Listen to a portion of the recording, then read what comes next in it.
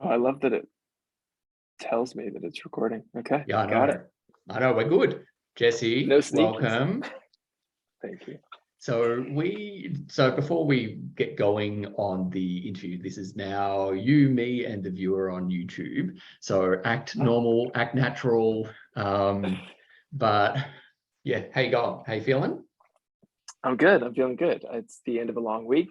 Feeling a little sleepy, but also excited to see what you pull out of me tonight. So I'm good. I'm chill. I'm ready. Good, Happy to see good. you. Yeah, no, it's awesome to see you. It's been a very long time. A solid 2 years, maybe. I mean, a Yeah. lot of things, a lot of big events have happened Yes. in that time. Yeah. Yeah. So long. Yeah. It's a long time. But viewer, if you're not yet familiar with Jesse and his work, go and check out Full Sun Fitness. There's going to be links. He is bloody awesome. But you also did like comparisons can bring joy, which I remember doing like September, October 2020. Yes, and I went back to check that work, and I stand by every comment that I made.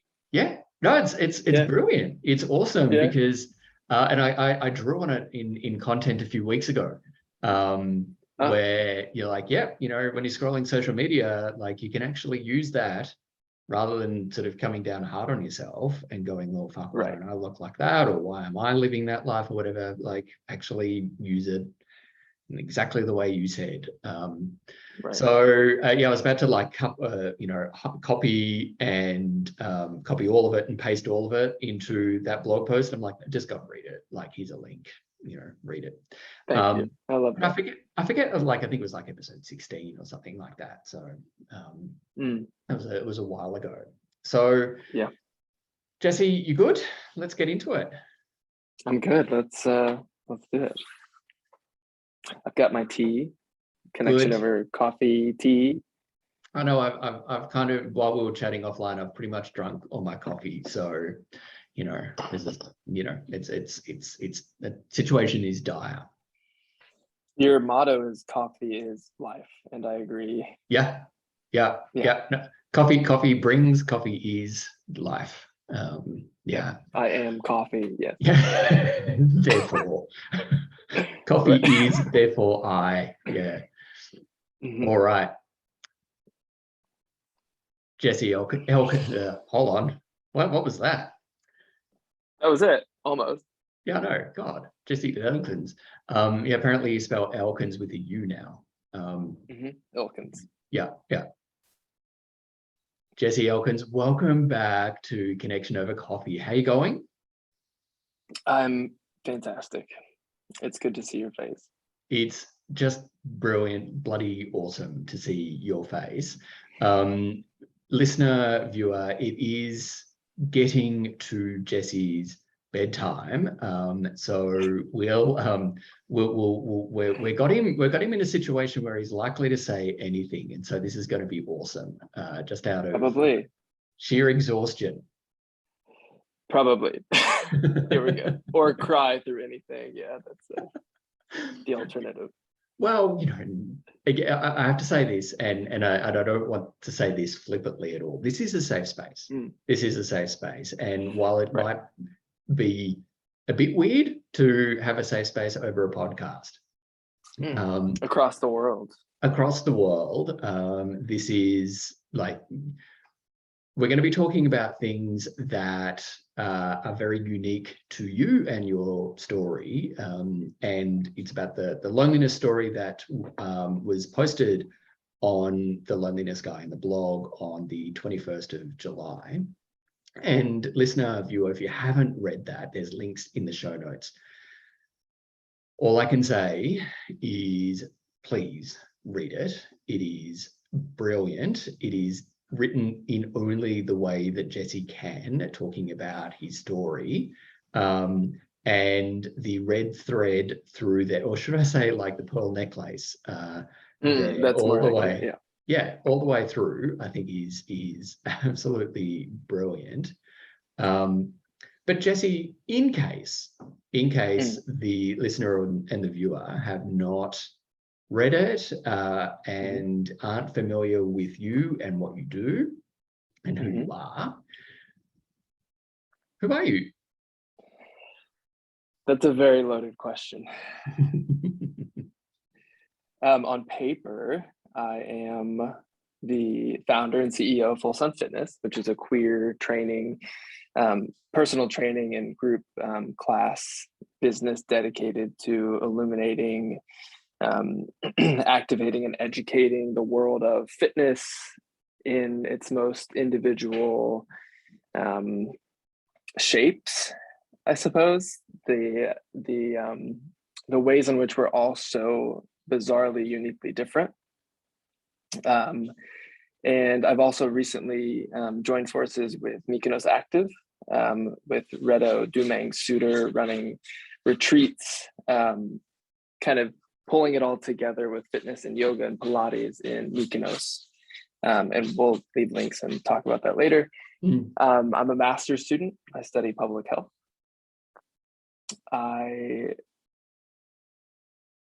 That's it. That's me on paper, I suppose. It's almost like an interview question where they ask you, like, so tell me about yourself. And it's far too much to say. So maybe I'll leave it to you to continue that. Who do you think I am? Well, you know, this is the vibe that I'm going with. It's the job interview, because job interviews tend to bring the best out of people. No, they don't. So for me, when I'm asked this question, and you know, I wonder if this is a lifeline for you. Like I immediately freeze when I'm on a podcast or job interview or something. It's like, tell me about yourself. It's like, I don't know, like, and so I've actually settled upon the answer. I'm a rich tapestry of human contradictions, and all, you know, woven together. That is me. And yeah, it is. Can I take that? Can I use that for myself? Yeah, you can. So, Jesse Elkins, who are you? We'll try that again. I am a person of contradictions, of duality, of ups and downs, highs and lows.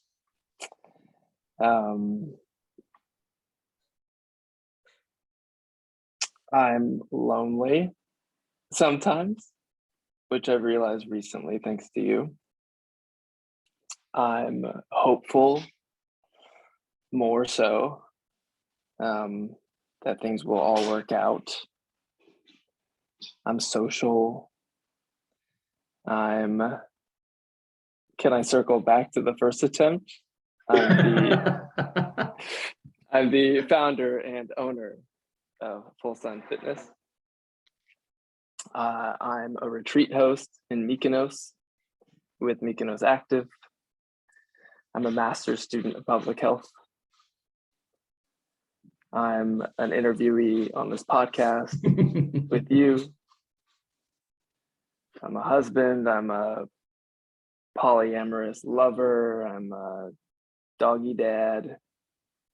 I'm a foodie. I'm a traveler. Those very cliche Instagram taglines. I'll leave it there. I'm a lot of things. Yeah. One of the things that's really coming to mind is that you are human. You're human, and you're here for the human experience. Yeah. Yeah. I did ask you, I did share with you a few weeks ago that, you know, I was looking to take the Loneliness Guy, the blog and the podcast in a new direction on top of, you know, here's some things to think about from Phil. Right. And one of the things that I am very clear about in my work here in the Loneliness Guy is that we are destigmatizing gay loneliness and promoting authentic connection for gay men globally. Right. And we were talking about this offline. But one of the things that I'm finding a lot about the destigmatizing of gay loneliness is I'm actually here to have the conversations. I'm here to destigmatize gay loneliness in general, like as a concept, but particularly, and that starts with individuals. And Jesse, I want to say right up first, you're the first in this direction that I'm taking. So no pressure, but you're going to be setting the template that everyone else will be following. No, you won't. But your loneliness story is the first in this new direction that I'm taking things in, and having a chat with you about your loneliness story and learning what it is that we can do with what our loneliness is telling us. But the thing is, the stigma of loneliness is such that we never sit with it. And the wisdom that we are trying to tell ourselves about the connection that we don't have comes when we go through the gateway of loneliness. And it's not fun, it's not pleasant, but it's absolutely the only way that we then get the connection that we need. Yeah. Because that's loneliness's job. Okay. So what it is, so I invite you to, you know, be here, take a deep breath, do whatever you need to do, because you're likely going to be experiencing the stigma of loneliness and talking about that. And so I want to take you back to a statement that you just said a few moments ago. Okay. And you mentioned about that, you know, you experience loneliness and you didn't really realize that until I asked you to write something. Absolutely. Yeah. What was that? What was that about? I can tell you, Phil, that, okay, so you asked me to write this blog, this article, maybe 2 months ago. And so, you know, I started to brainstorm, and I would keep a note and just add little things that showed up for me in the world of touching on loneliness. And then I wrote this article. In the moment that I sent it to you, I then emailed a therapist to start therapy. This is genuine. This is what this has done for me. Is it's exposed loneliness to me, and this is beautiful, right? This is what you're doing. This is stunning. This is all the things, but it's heavy, and it's difficult to face what comes up in my loneliness reflections. And so, you know, really, after I submitted this article to you, I wrote it to a therapist, and I'll be starting therapy this week. And well, you know, unless we have a breakthrough together, and then of course it'll be you and I, baby. This is it. Well done you. That is fantastic. And as an aside, I get this a lot, that someone has a breakthrough and they go, oh no, like, you know, I need therapy. I need to go and get a therapist. Sometimes, and this is, I don't want to speak very generally, but I'm going to speak generally. Sometimes, particularly here in Australia, wait lists for therapists are enormously long, unless you have money. And then you can get an appointment the next day, but you're paying $1,000 an hour.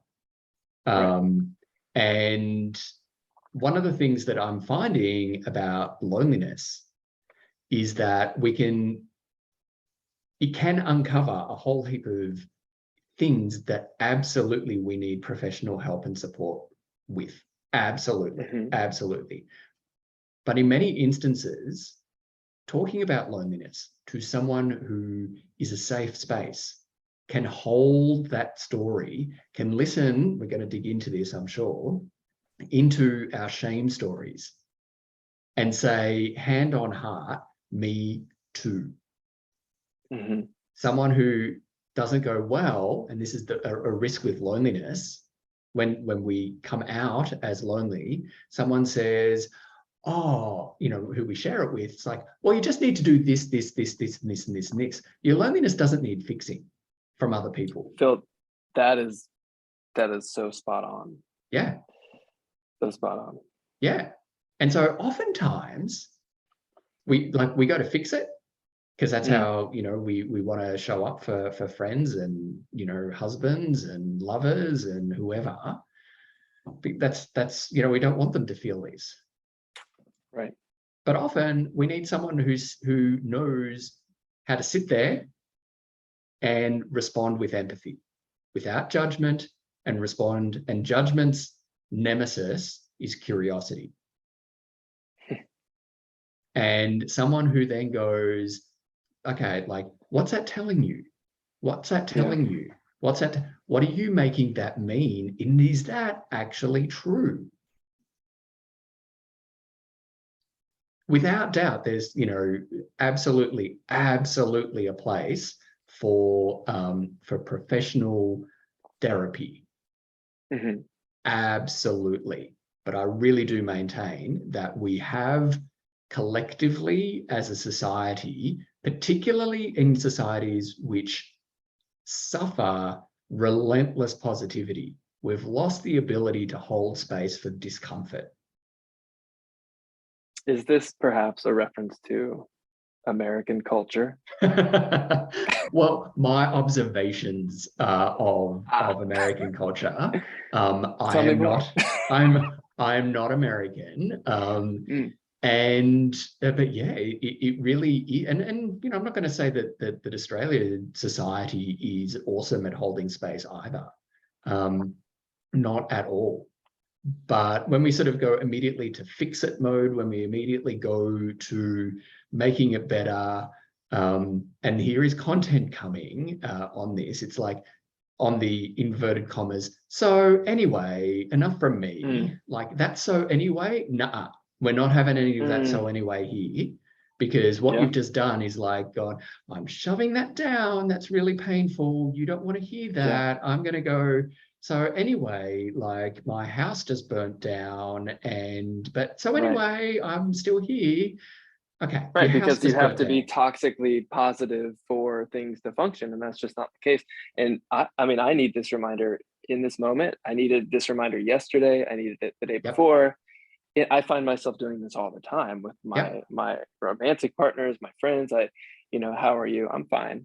I'm not fucking fine. I'm actually melting. Like my heart, my soul, I'm melting right now. I'm not fine, but I'm going to tell you I'm fine because toxic positivity. Yeah, I don't want to inconvenience you. But then also, I mean, sorry to steal your thunder here, but what that means when someone does that to me, that invalidates any time that I'm not fine.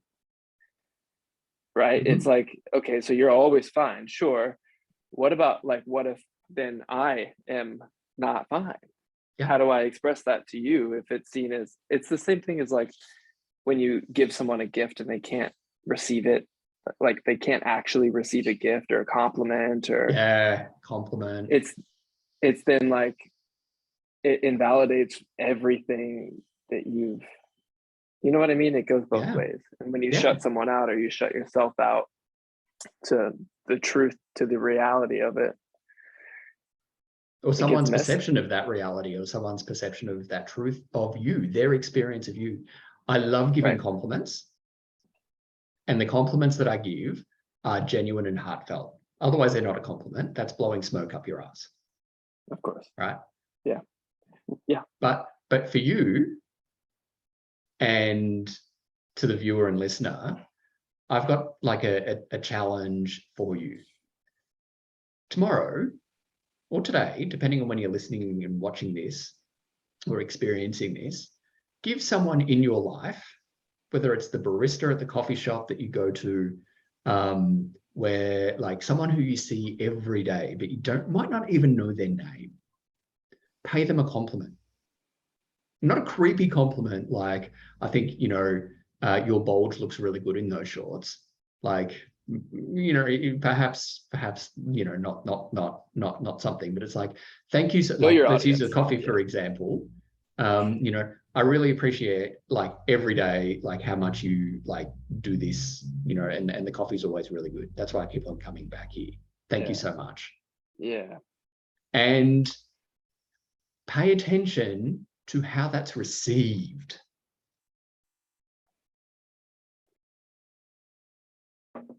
Because if someone then says, oh, no, it's fine. No, it's just what I do. It's like, oh, all right. Like I've actually thought of something that I've seen about you that I really appreciate about you, and you've dismissed it. Right. And side note, maybe it's a compliment that has nothing to do with body size or shape or, you know, something that's so, but, and I know we could have another hours long conversation on this part of things, but I feel like if you said, Jesse, the last statement you made was, you know, earth-shatteringly brilliant or something like this about my intellect. And I say, thank you. Like that you're right. Like that was really earth-shattering and brilliant. And then I think when you get into that world, people are terrified of coming off as like braggy or selfish or, you know, not humble, like this facade of being humble. The whole situation lacks a sort of human grace. And I think that's all coming back to what I'm sure we'll talk about, which is shaming something in someone. Yeah. You're right. This is a whole rich thing, but I wanted to give that challenge to you and the viewer and the listener to pay attention. Pay attention and give a compliment when someone's like really, you know, again, not associated with how they look or their shape or whatever, but something that that's really like affected you. Let them know. Because that's a connective moment. All humans want to be seen, want to be heard, and want to feel that we belong. When we see someone, when we hear someone, the belonging bit kind of takes care of itself. So seeing someone and listening to someone really helps build those connective bonds. Right. Challenge accepted. Great. Let me know how you go, because it is. I will. It is really, when we're sort of busy, when we're toxically positive, relentlessly toxically positive, or relentlessly positive to the point of toxicity, where we don't, if I had $1 for every time, $1, a yen, a pound, a euro, a shekel, a whatever, a peso, for how many times I hear this, I don't want to burden you with what's going on with me. No. Yeah. Jesse, you, viewer, listener, it is always a privilege to hear your story. And I needed that so deeply, and that's very valuable. This is very valuable information. And if that person does feel burdened, they're probably not meant to be in your circle. Yeah.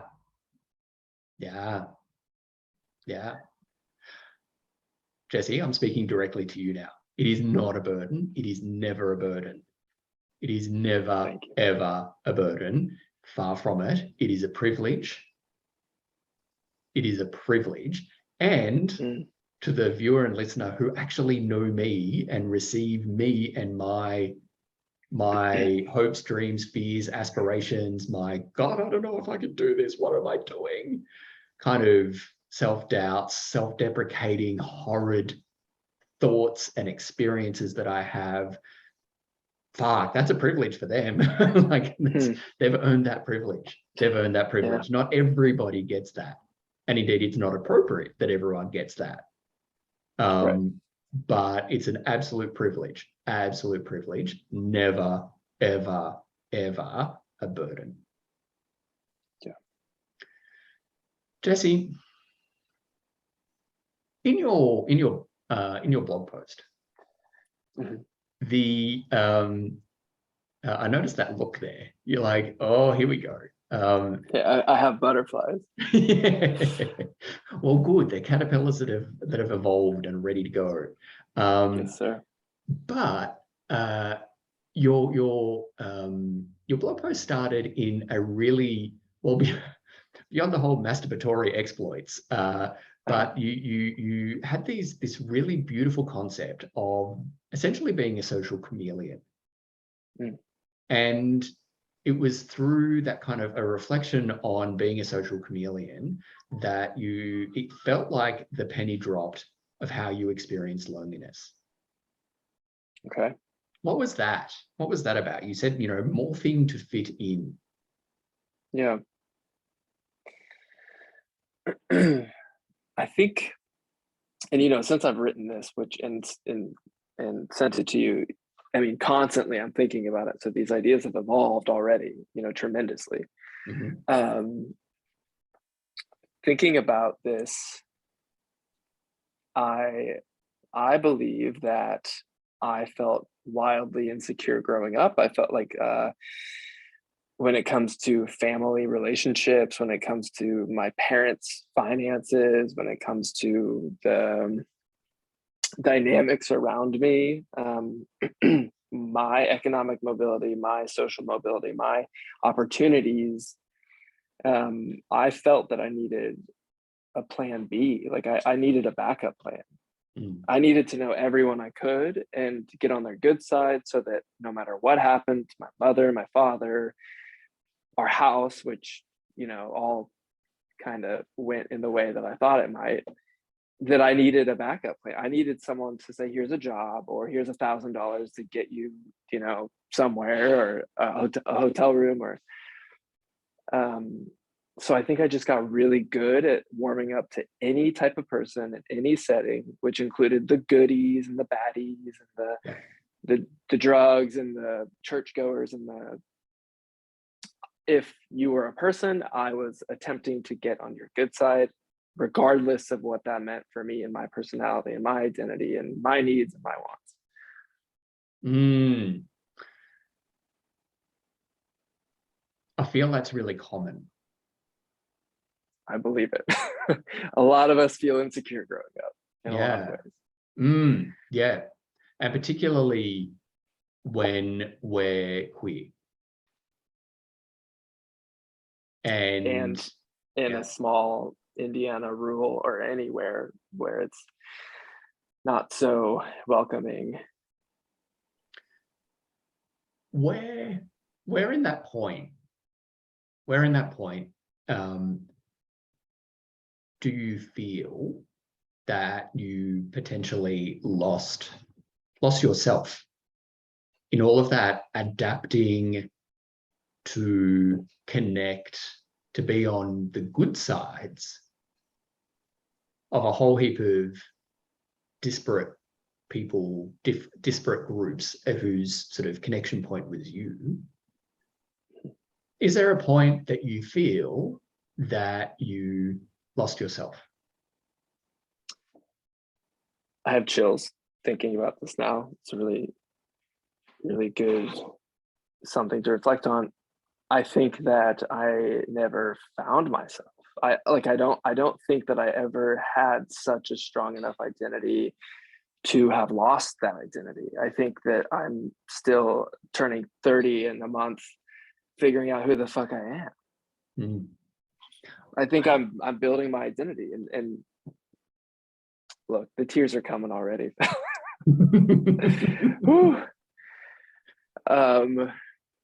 Yeah, I don't think I've ever lost myself. I think I've just been like, where the fuck am I? What am I doing? Who am I with? Why am I with them?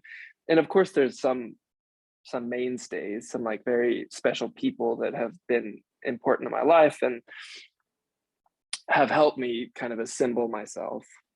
But I'm still figuring that out. I still I still, before getting on this call, I'm like, what if I don't know what perspective to take because I don't know what perspective I have? Yeah. You know, I'm just trying to grow up. That's okay. That's okay. There is no right or wrong here. Absolutely no right or wrong, because I don't know if you noticed, my question deliberately was phrased as in, where do you feel? Right. And I want to just sort of reflect a moment ago, and like the first question about, you know, morphing to fit in, social chameleon and things. I think I asked, we can, you know, replay it again, I'm sure. But, you know, where do you feel that happened? And your response back was, I think it was this. Mm. And so the second question I asked was deliberately, how do you feel? Like, Yeah. where do you feel that, you know, you lost yourself? Yeah. And the response was, I think it was that I never actually found myself. Mm-hmm. Okay. Feeling and thinking are very different things. Very different things, and semantics are important. Yeah. Right. And so we feel loneliness. But the number of times I hear back in the coaching that I do, the mentoring that I do, well, I think it was no more thinking. No more thinking. It's time for the heart to have a go. Yeah. I think this is woven into that toxic positivity. Like, can I think my way into like the right something, the story that aligns with what I think my narrative should be? Oh, that's like, yes, that's a very interesting point that you raised there. So there's a couple of things. Oh my God, there's a couple of things there. Like should, oh my God. Should is like the number one red flag word for me. We're going to go there. Gross. So gross. Hate that word. Yeah. Disgusting. Who says? Who says? So like a doctor tapping your knee to test your reflexes, we hear should, whether we say it, whether we think it, whether we hear it around us. We can't hear other people's thoughts. But if they say it, immediately, response needs to be, who said? Who says? Yeah.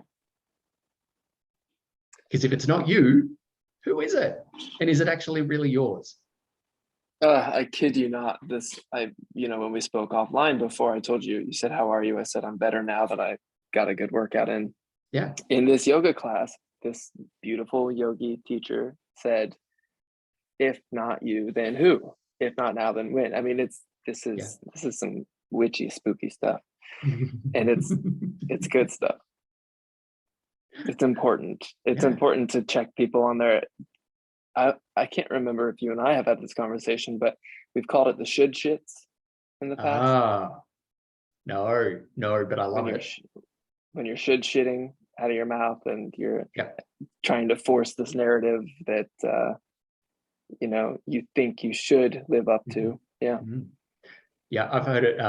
So a psychologist friend of mine in New Zealand, who on my other blog would do, like I had a chat with him, like on midlife crises / midlife reevaluations. And he said, in psychological circles, at least in New Zealand, it's like shoulding all over yourself and masturbating. So masturbating and shoulding. And I love it. So, we should all over ourselves all the time. Yeah. Yeah. And that is absolute evidence that there is a story going on there that we're living that might, I could make up a stat, like right up, like 80% of the time is evidence of a story that you're living that is not yours. Yeah. Yeah. Yes. So Jesse, coming back to that morphing to fit in, the getting on people's good sides as the plan B. I want to say that while your story is uniquely, beautifully yours, and your story has led you to be sitting here in front of me right now. And that's never wrong. That's never bad. You're right here. Yeah. We're having a great chat. Elements of your story, the morphing to fit in, the being a social chameleon.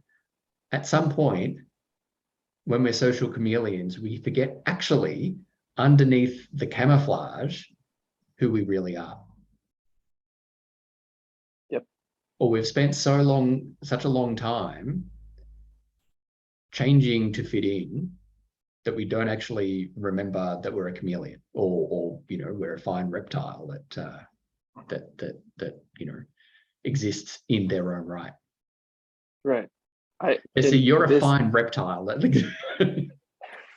has earned the right to exist. Thank you so much. Look, I think I'm sure that we'll go deeper with this. I do think too, though, that being a social chameleon and changing patterns and colors and being able to, you know, go anywhere, do anything with anyone, I think it's also kind of like a sampler platter. Like you're trying new things, you're exploring, you're building yourself. But then when it becomes so much so that you have lost your identity, or in what the case of me, you haven't really gone in a direction to totally build myself. I have not gone in the direction to build myself. Well done. Yeah.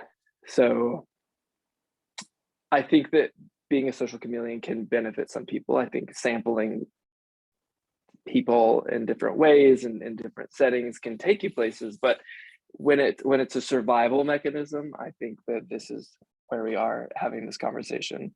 And I'm not surprised to hear that this is not unique. And I hope that means that other people see this and think, holy shit, I'm not alone. Yep. Yep. Yep. And that's what you're doing. Then, like, we're never alone.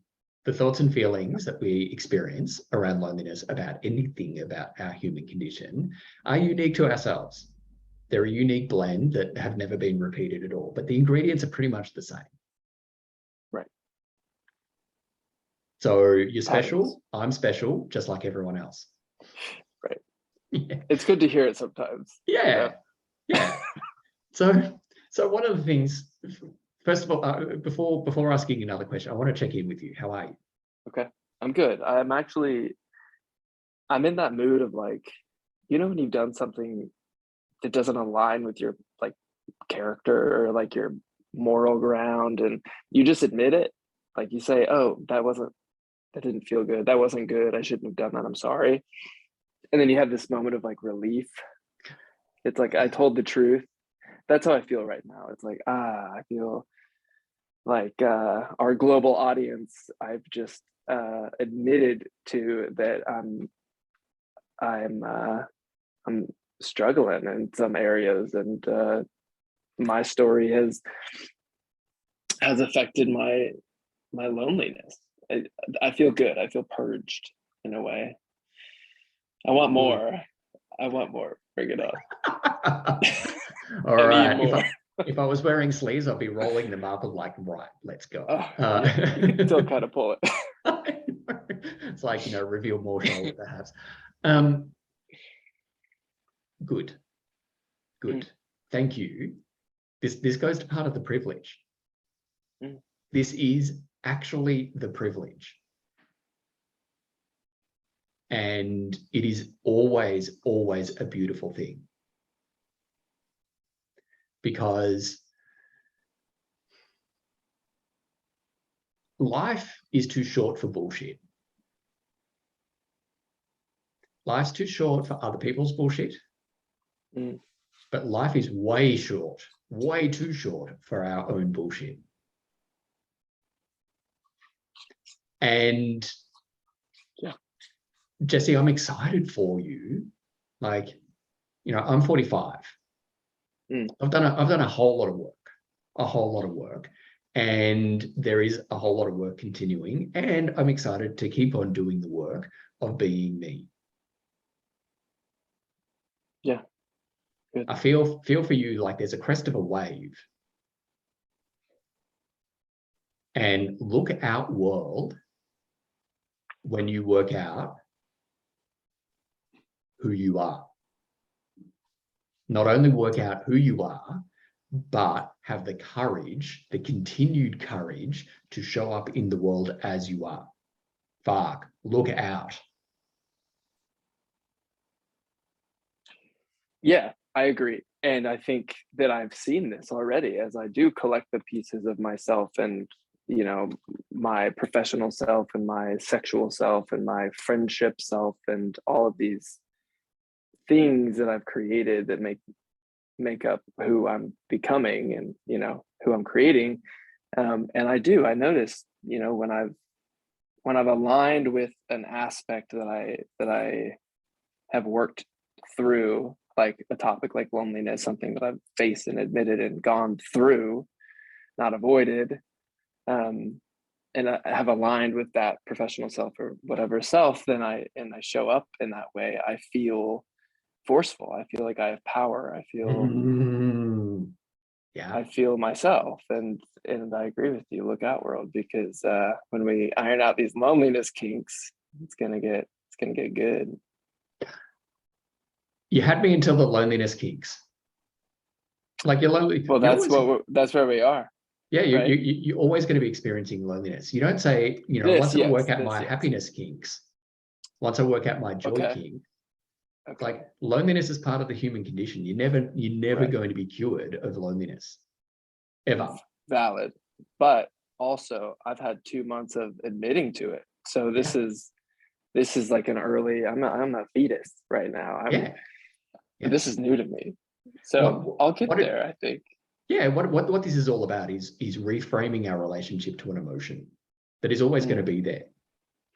Right. Like you don't reframe. We tend to shame ourselves for experiencing loneliness, and it's a horrible emotion. It's a horrible emotion, but we're not meant to stay there for long. We're meant to learn from it and when to move towards the connection that we need. The stigma, the stories that we have that mean, both collectively and individually, stops us from actually doing it, particularly when we avoid. And that's where I want to go next, is how you have avoided thoughts and feelings, the shared thoughts and feelings of loneliness. And you use the words here in the blog, like by avoiding loneliness, garnering joy and connection everywhere. That feels to me almost like, that relentless positivity, aspects of that potentially. But in the blog post, you said that, you like got into swimming and like competitive swimming, travel, study, men, photography, dance, and wanking. And wanking. Yeah. So if you're ready, I'd love to explore how you avoided, or as my friend Justin Oversty says, not only avoided, but sought to cope with the thoughts and feelings of loneliness through the doing of other stuff. Yeah. Well, so the first one is social settings. In creating a backup plan so that I could survive my life in ways that I wanted to survive my life, I was really social, and this started to be my like cover up. I don't want to be lonely. I don't want to be alone, and we know those aren't the same thing always. But so that was the first thing. But in the blog, when I go to, things started to get worse with my interpersonal relationships, and then I looked to other things like swimming and masturbation because dopamine hello, it's you, you know, Yep. you want to feel good. Yep. And studies and, you know, other things that were my focus, my new distraction. These were all to avoid shitty feelings. And one of those shitty feelings in reflection the last couple of months was and is loneliness. Mm. And something like I already said, you know, I've been reflecting on what I've written already in this last week since I sent it to you.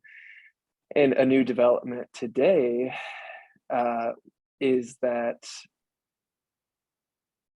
I think that it's good to sit idle, for me at least, with these feelings sometimes, you know, and I think in my loneliest hour, I felt most content or most growing or most heroic in my own narrative.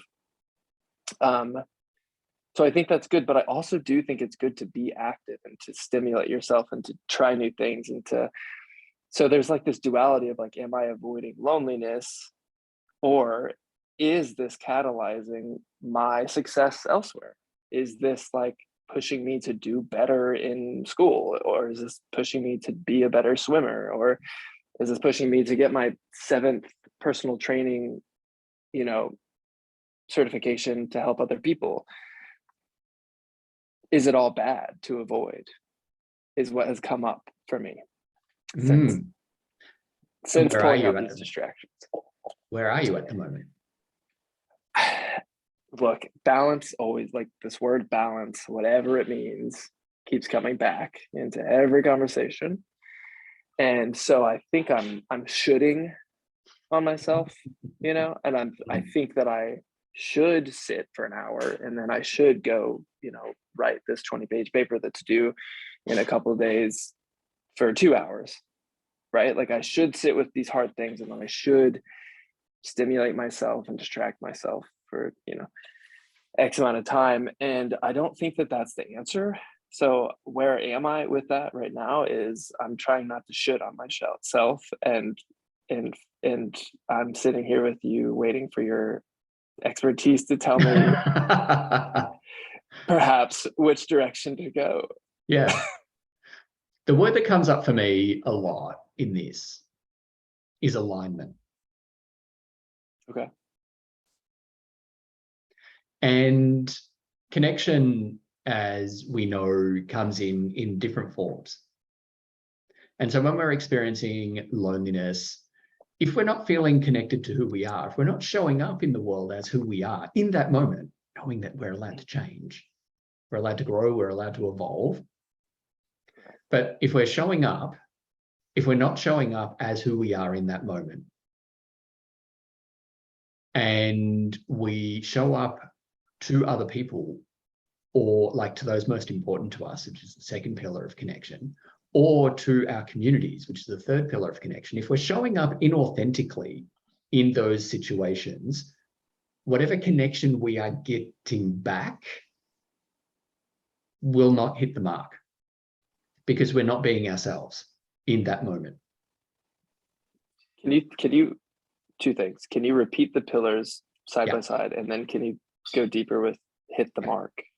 So the 3 pillars of connection are, and this is in the logo. If we're wanting to know where the logo of the loneliness guy comes from, it's my beautiful partner, Jeff. He designed it. And there's 3 pillars, Yes, supporting the like an individual cube. That's us as humans.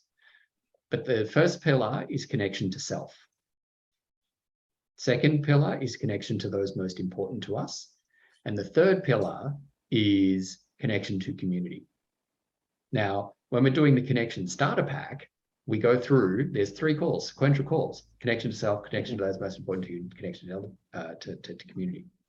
But when we're experiencing loneliness, because it's so horrible within us, yeah, and advice is, you know, go and connect, go and connect, go and connect. So you go, like you go to a friend, or you go to a partner, to a husband, to family member, or someone who is most important to you, however you define it. And if you're not saying, look, I'm feeling lonely, I just want to hang out, let's hang out, or something like that, and any kind of connection that you get back If you're not Yeah. being you in that moment, it's not going to hit the connection mark. Right.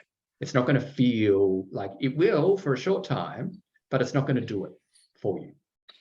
And Because similarly, it's, if you go out again, into the it's community, toxic. Yeah. yeah. So whenever we go to do connection deliberately, we need to check in with ourselves and go, how am I right now? How am I physically? How am I mentally? How am I emotionally? Am I actually connected to who I am right now in this moment? And can I put me into this social situation?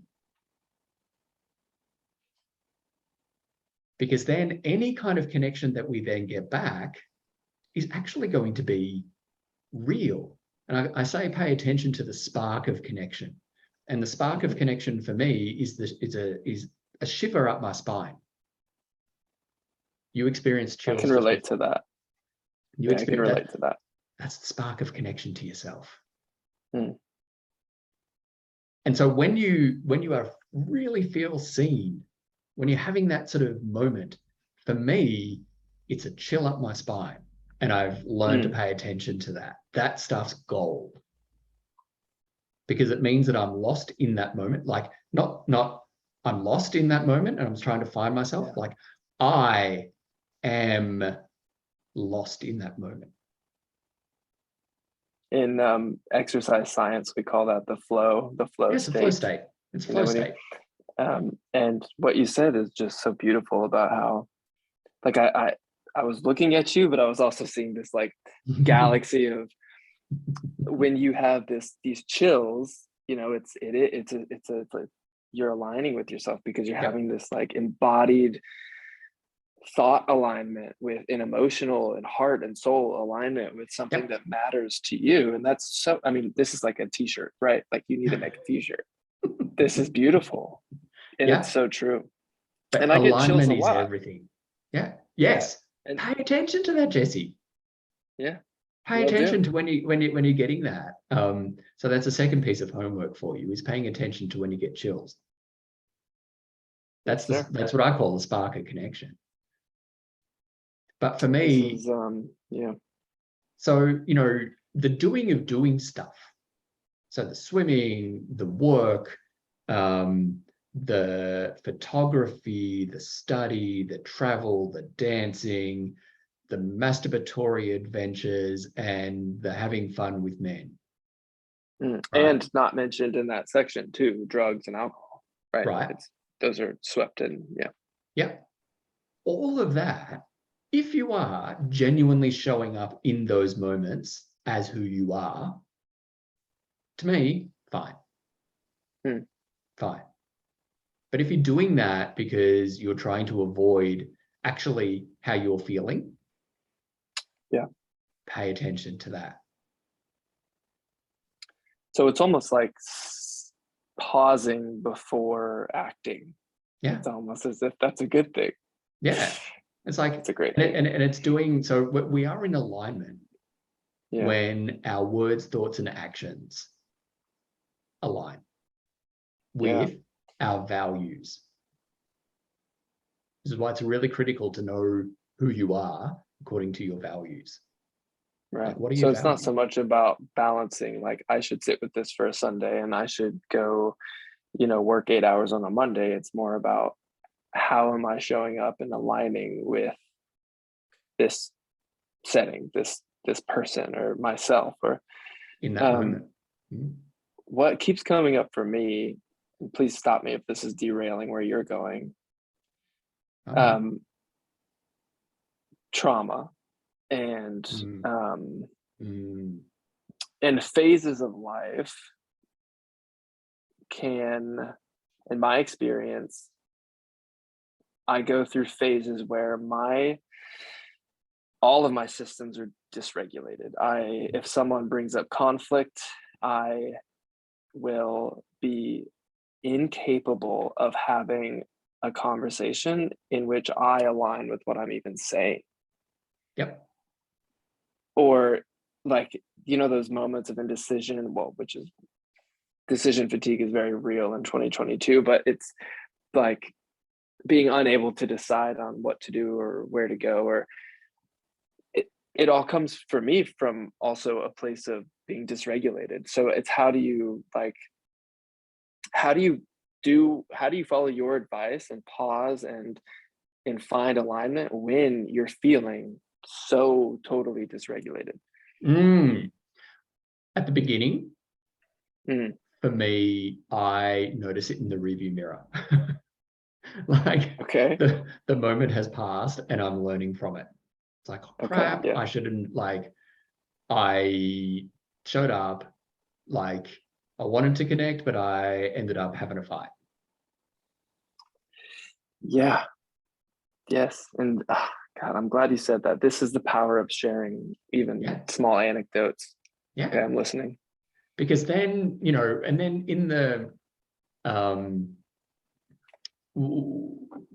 in order to sort of correct that balance, if we're, you know, going to go with that whole car thing, and, you know, we see it in the review mirror, and then we want to go, well, don't want that again. I'm going to project like a kilometer, a mile down the road, wherever you are, and, you know, avoid situations like that in the future, which can kind of lead to anxiety. When we're living in the future and imagining something to happen, that's, you know, an anxious state.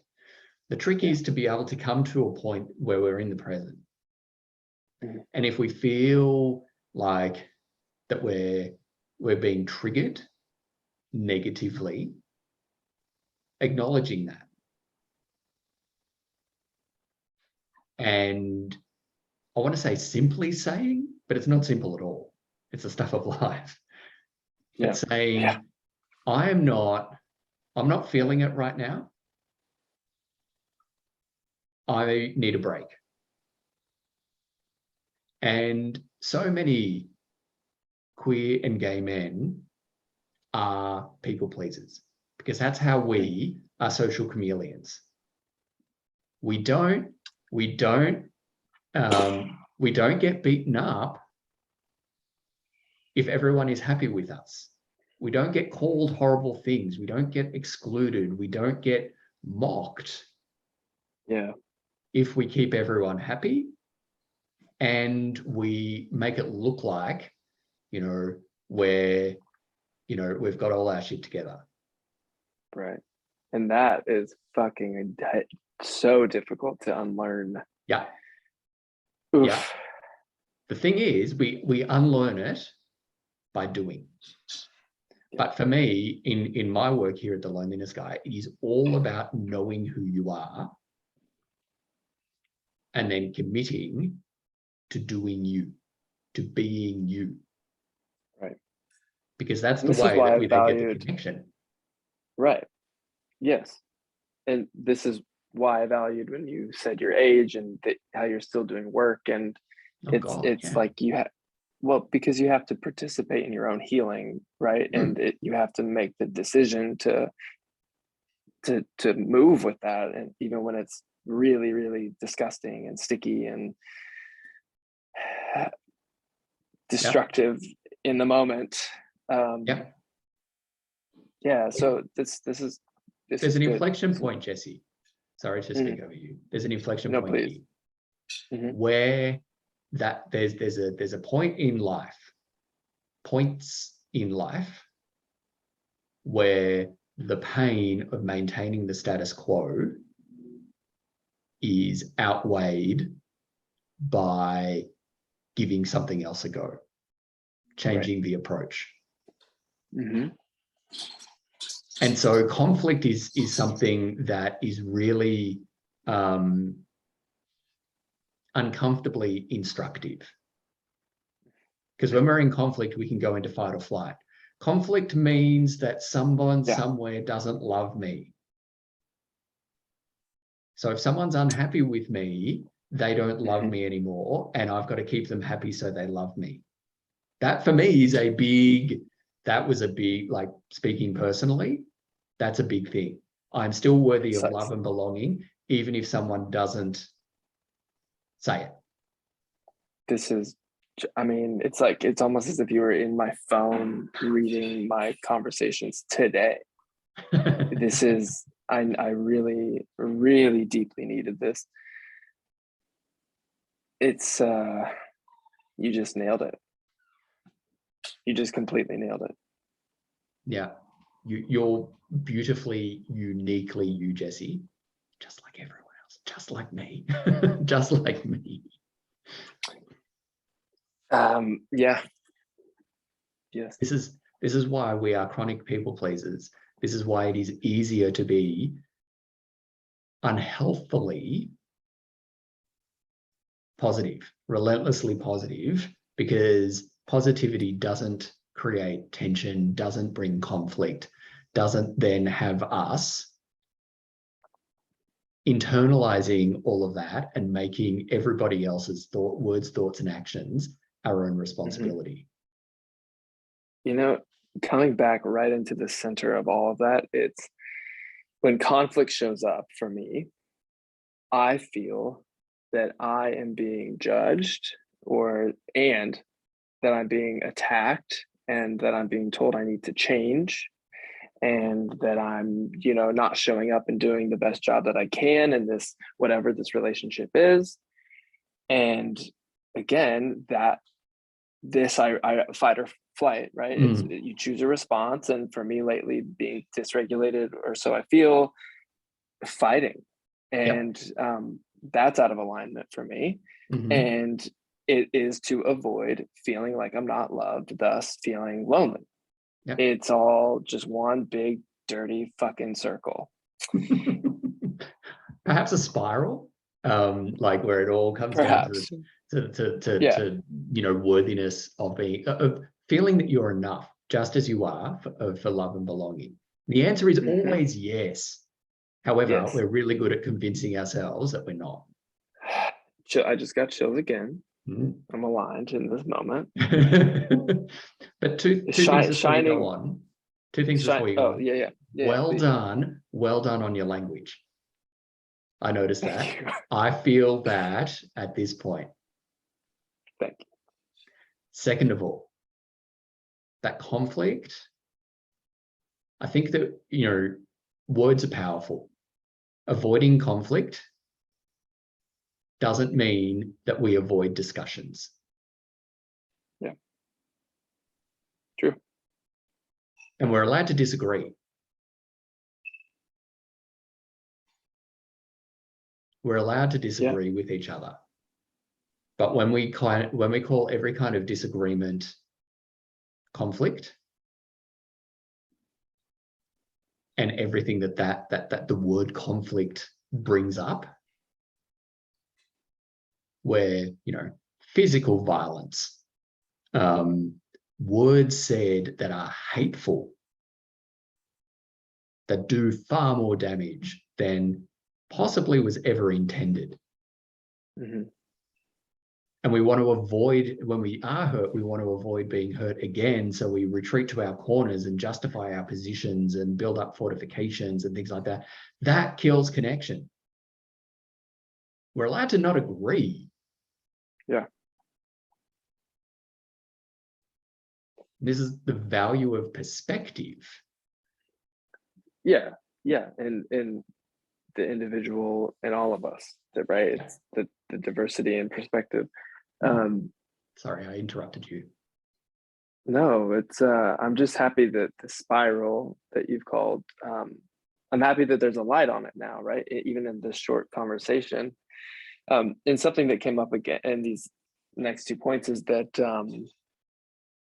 I feel that well done. Thank you. That if I feel secure in the relationship before me,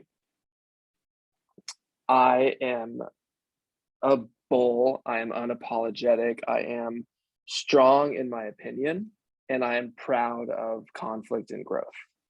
I'm excited to have moments where perhaps someone I'm so close with, we disagree, because then I am already secure and then we grow together, right?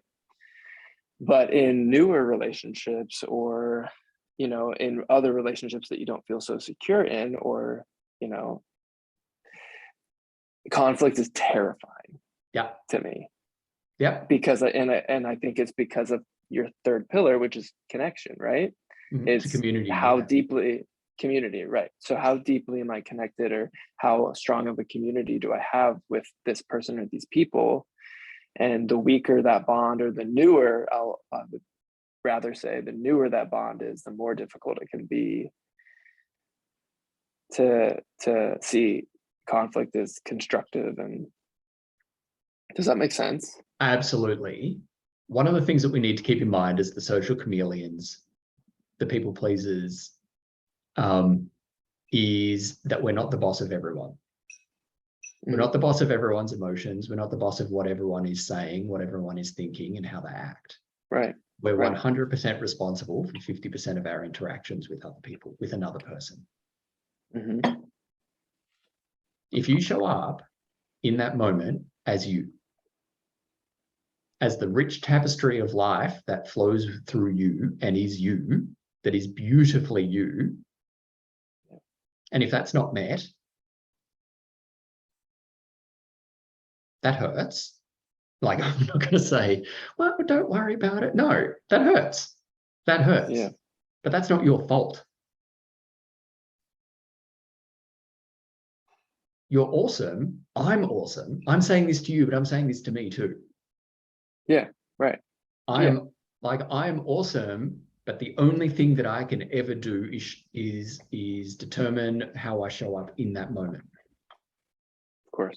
My words, thoughts, and actions are the only things that I can control. How you receive this, how the viewer receives this, how the listener receives this, completely out of my hands, beyond providing it on a platform that they can then consume. Completely out of my hands. Yeah. But I'm here for it. Like, I'm here for it too. I'm here for it. I see. Power of language. I've been receiving lots of testimonials from men who I coach. And without exception, they're like, yeah, Phil gets you on the language. It's important. And I found myself wanting to apologize. Yeah.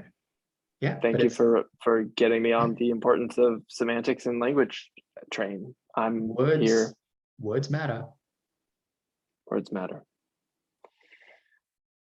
They do. Jesse, I want to ask a question. You beautifully in the blog post shared moments when you feel lonely. And there was a story there of when you were on a plane, or when you do travel by plane, deadlines associated with uni, with writing, random blog posts for men on the other side of the world. And there was one about shame and trauma. And I want to sort of explore that a bit to the point that you're comfortable. But I want to say at the outset that when it comes to trauma, when it comes to working through trauma, sometimes, well, not sometimes, quite like really often, the working through trauma and our relationship with it, that can really benefit from having professional help from someone who, has a degree and, is licensed and things. That's so, if that comes up in our conversation, viewer, listener, knowing that I can provide this service for you, if that comes up, there will be a point there that I'll be like, thank you so much for sharing that with me. Like, this is beyond, like, this is not for me to help you with, to fix it. Beyond being an awesome listener and providing some insight to help support you and know that you're not broken. You're deliciously human. As a very shameless as a very shameless active testimonial, this is precisely why people need you as their coach, because referrals are vital, and you know your limitations as a coach, and I appreciate that deeply. That's something a lot of coaches have not harnessed, and damage can be done, and the viewer needs to hear that you as a coach know your limitations. Thank you for doing that, and thank you for saying that. It's like part of me showing up as the people pleaser is like, I want to fix everything. I want to fix everybody. You know, no. The last thing I want to do is re-traumatize. Mm-hmm. Yeah, of course. Or add to it. And, yeah. So, you know, like if you go off and you know, get help from a psychologist, a therapist, however it is where you are listening or viewing this, and then like come back and we can celebrate the insight together, and we can listen and like, you know, okay, what do you think that means? How can we live that? Mm-hmm. And build up the courage to go and, you know, have the conversation, come up with strategies to have the conversation. I've got hundreds of strategies for making change happen, because I've made change happen in my life. So shame and trauma can be uncomfortably interwoven with loneliness. And I feel from your blog post and your shares with me offline that you had a real experience with that.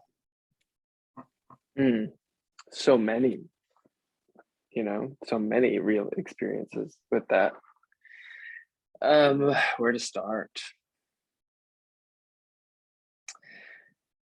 So I had a conversation with a friend who, when I asked how loneliness showed up in their life, they shared with me that they feel most lonely when they are doing something that they feel they should not be doing.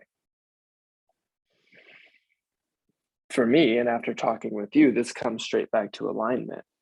And I agree and feel the same. I feel that when I'm doing something that I don't align with, I'm so far removed from anything that I care about, or anyone that I connect with, or anyone who genuinely loves me would see me doing this and not approve, to be reductive, just simply not approve. So to give a tangible example, doing very hard drugs, which I have a history with, and something that still shows up in an urge sense that I've worked through and evolved from in many ways.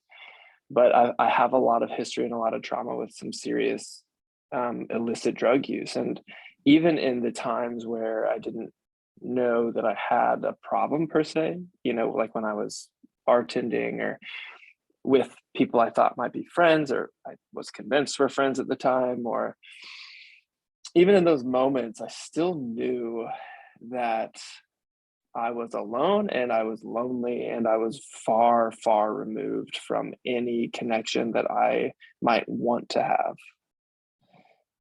It's really fucking, it's the trenches. It's the worst place I have ever been. And not because of the substance. I mean, that's not good, right? But it's because of the emotional, the psychosocial destruction, the being alone in outer space with no one to, you know, your voice is lost. Even if you scream out, your voice it's gone. Here comes the tears again. Oh, Jesse. It's good to share this with you.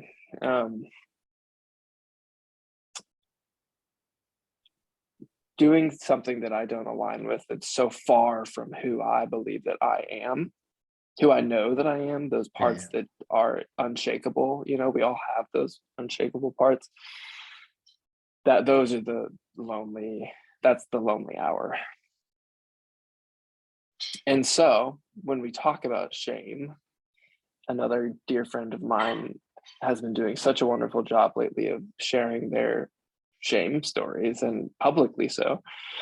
I think it's so vital that you and I and you and the world and all of us, what you're doing, it's so vital to create a safe space where you can share the shame that we hold alone, because that's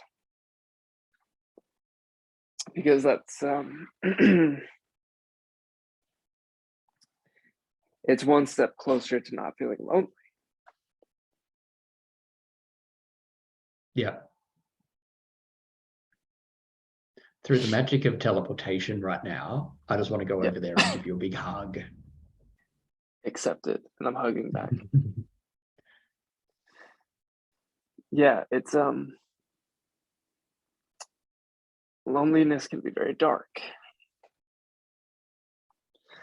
And shame is terrible when it's kept inside. Yeah. Which is why we need places like your space to share it.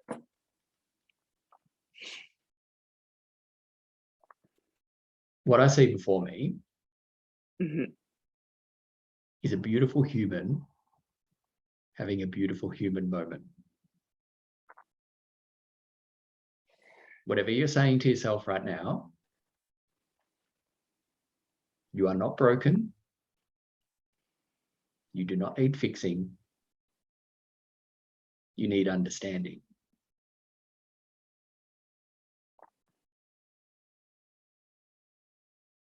And a warm cookie. And a big giant warm cookie. that is without given. The world is always a better place when there is a nice warm cookie. We call them biscuits, but which are different to biscuits in the US. I know, but then certain biscuits are now become cookies in Australia as well. It's a confectionery nightmare. It's a baked cookie nightmare. Sounds like it's very fraught. However, what you just did, I want you to look at yourself. I'm sweating, I'll tell you that much. A little snotty. You are still there. Mm-hmm. You are more you. And the stigma of loneliness is wrapped up in that shame and what we make that mean about ourselves. And that's why we don't go towards our loneliness. That's why we run as fast as we can away from it, because we have to deal with that shit. Mm-hmm.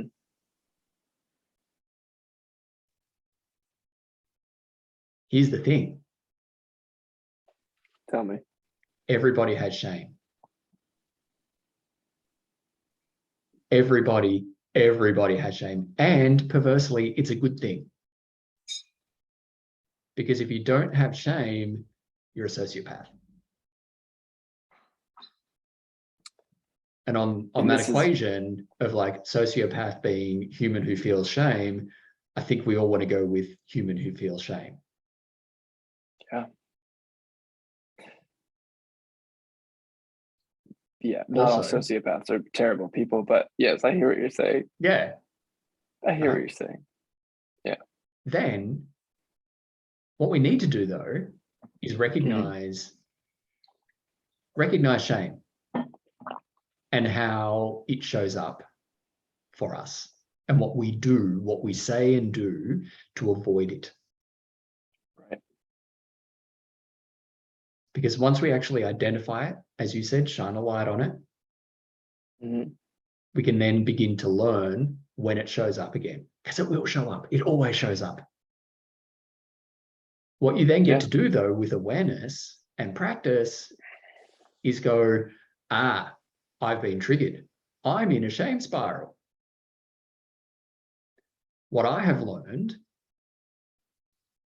and I really want to say for the point of, being like an enlightened person without ever making a mistake, but that would be plainly untrue. Like, and boring. And yeah, you learn to deal with your shame by like doing something different. And sometimes okay. doing something different is messy and uncomfortable and puts other people, inconveniences other people. Or so I feel. Right. Yes. But it is always a privilege to hear someone's story.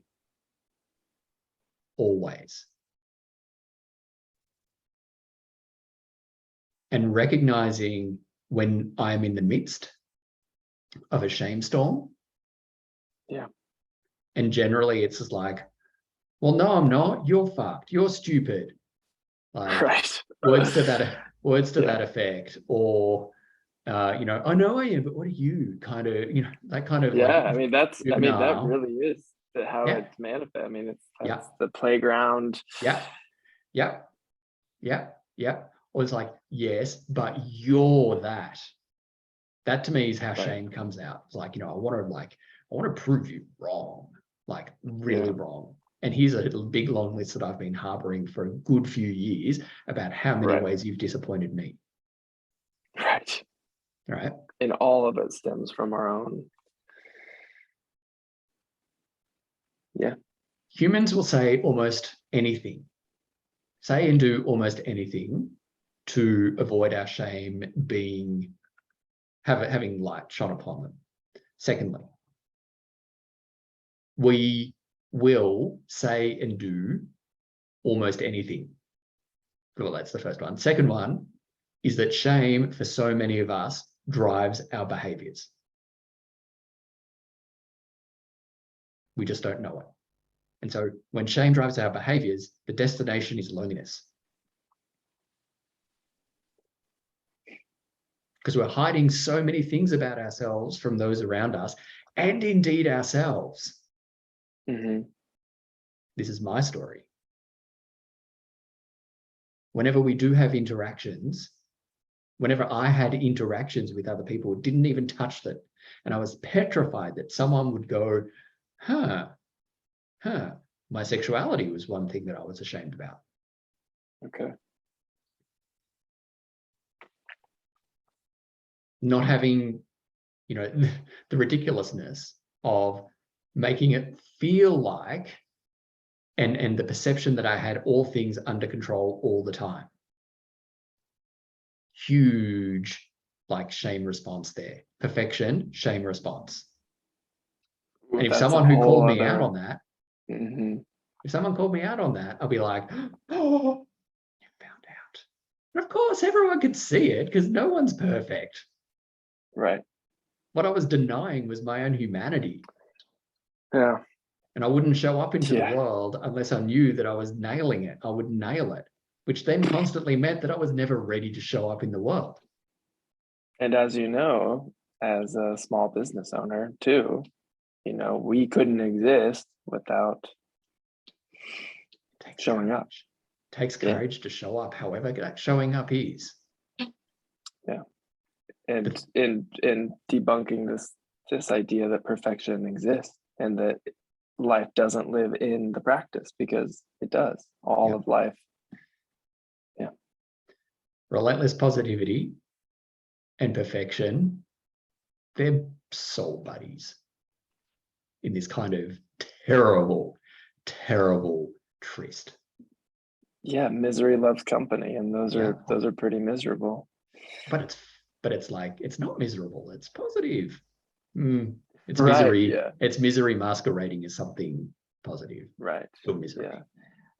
I would like to add to what you've said about shame, and what I see with the populations that I work with in public health and in fitness and yoga spaces, is that the shame stories that are shared with me in very personal interactions are the same stories that drive these folks back to the source of their shame. And for myself too, it's in the past, you know, if I'm not on top of my my resources and my tools to look after myself, that shame will take me back to doing things like drugs that make me feel so far away from, I've already expressed this. So we have to share our stories in safe spaces so that we can not just go in this circle right back to the source. Yep. Yep. Yeah. One of the things, before I ask my last question there, in doing that and knowing, using all my resources, quoting you, Jesse, using all my resources at my disposal to essentially make good decisions, or make decisions that serve you in that moment, that bring you away from going down that spiral. Or even if you are down that spiral, there are multiple kind of anchor points that can arrest that slide. I like that, yeah. Knowing as well that if you get to the bottom of that spiral, you're still not broken. Correct. You're a human having a human experience. That's not to forgive it. That's not to sort of go, but shame is never cured by adding more shame to it. On the back of the t-shirt, the chills are you aligning with you should be what you've just said. It's you as a human being a human. Yeah. These are huge. Yeah. Yeah. You're not broken. You're human. And I'd much rather have humans in my life than people pretending. Like, I'm here for the human experience. I'm having a human experience. Right. I've got no time for other shit. Yeah.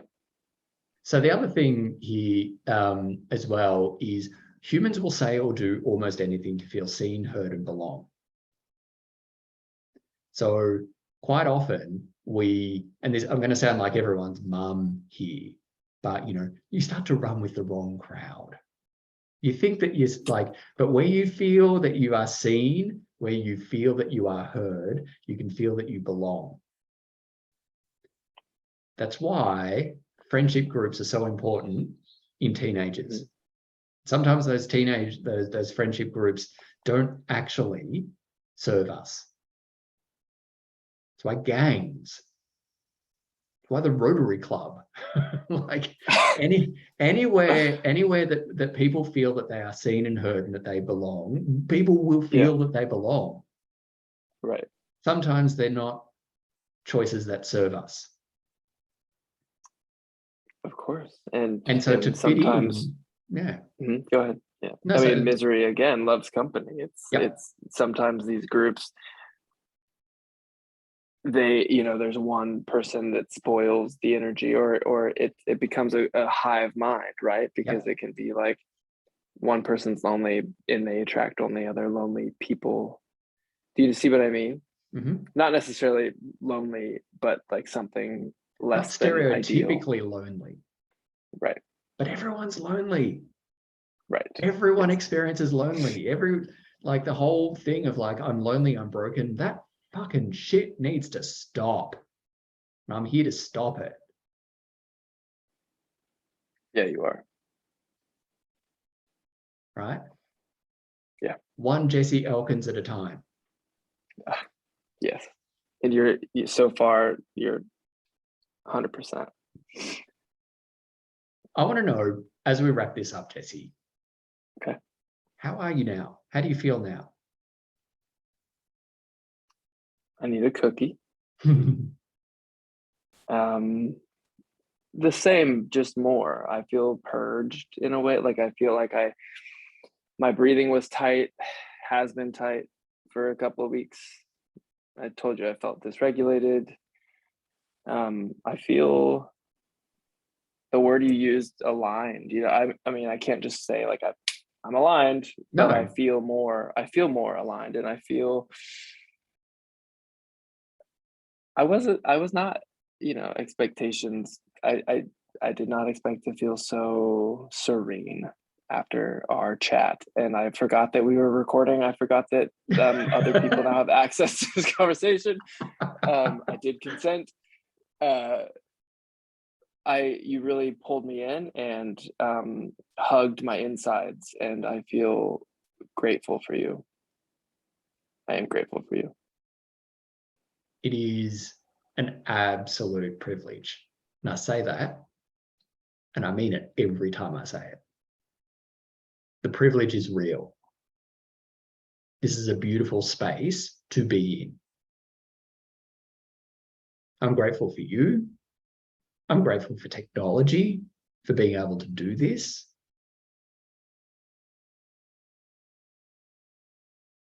But one thing that I want to say is that I love your courage. It took courage to write that. It took courage to sit with that. It takes courage to be here. It takes courage to be you as you are right now. You could have sat in that podcast for this whole episode and just gone, no, I've got my shit together. I'm good. You could have done what I notice is happening a lot. I've begun to notice is happening a lot in loneliness discourse, where we talk about loneliness in the third person. That's easy. That's easy. It's easy. It's less easy, but still easy to talk about it in the second person, your loneliness.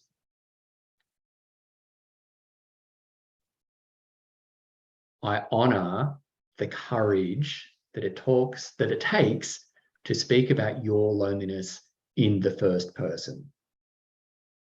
I recognize it. I recognize how hard it is, but how transformational it can be when we bring a human experience and allow us to experience it.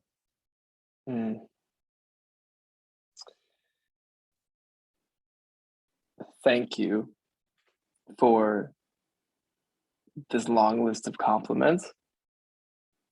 This is from the beginning of our conversation already something that I've learned.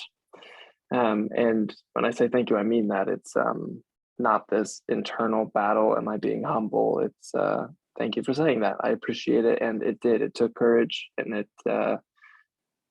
I slept through a couple of alarms because I stayed up late thinking about loneliness. I did these things, and it's important work, and thank you for seeing that.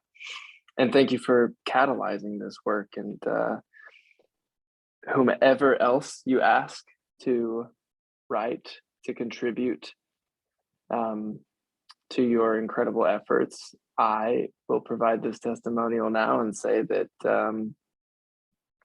Phil is doing you a favor. It may not feel like it at first, but you'll close out this podcast and feel very fucking great. Thank you. Thank you. And you saw straight through that whole compliment thing. Good. It was all meant. And I accept that very loving compliment too. Still uncomfortable, I'm going to admit, but I totally. Okay, yeah. Jesse, my last piece of advice as we wrap up, and I press stop on this recording and we let the viewer and the listener go on their day, and you go to sleep. Yes. Have the cookie. Yes. Have the cookie, have the big glass of milk, whatever it is. You're likely to experience what my intellectual crush, Dr. Brené Brown, calls, and I love this. Oh, how did I know you would say her name? The vulnerability hangover. There could be moments coming over the next little while where you go, fuck, what did I do? Oh my God, why did I say that? Oh my God, oh my God, oh my God. You want to email me and go, Phil, listener, viewer, it's a few weeks before this episode will go live. And Jesse will, you will want to go, nah, don't want to do it. Don't want to do it. Like, let's pull it. Hold on, let's re-record it. And I'll come at this in the third person. All is okay. All is okay. Yeah. Between the sharing and the response, there's the discomfort, and we fucking hate that silence. You have touched me. Therefore, I know that someone else out there who listens to this at some point in the future will be touched.